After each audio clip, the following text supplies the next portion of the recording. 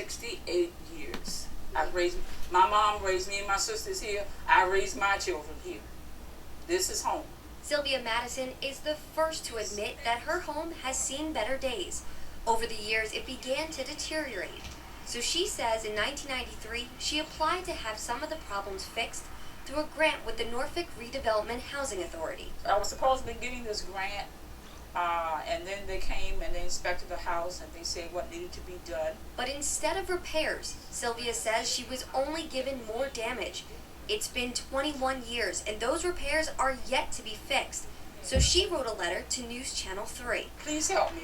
My home is crumbling down around me. Sylvia gave NewsChannel 3 a tour of the home to see all the things that were supposed to be fixed back in 1993. This is over my porch, this hallway, and the bathroom.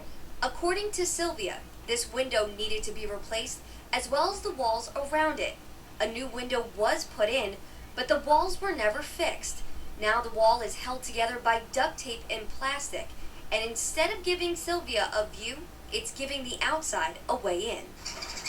All of a sudden, the raccoon comes out of that room. The City of Norfolk also made an appearance at her home this week.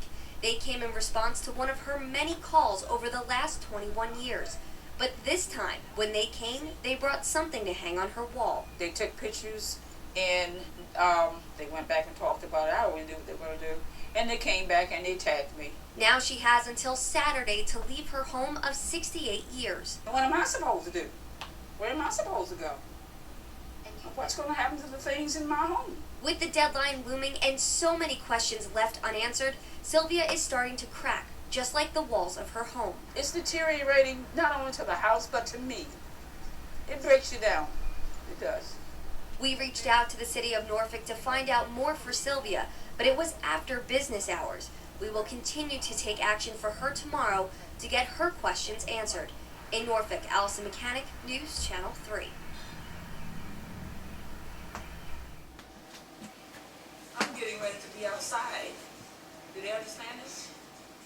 And I'm lucky that the weather's getting warm, so maybe I can sleep in the woods or something. Sylvia Madison is getting ready to spend one of the last nights in her home of 68 years.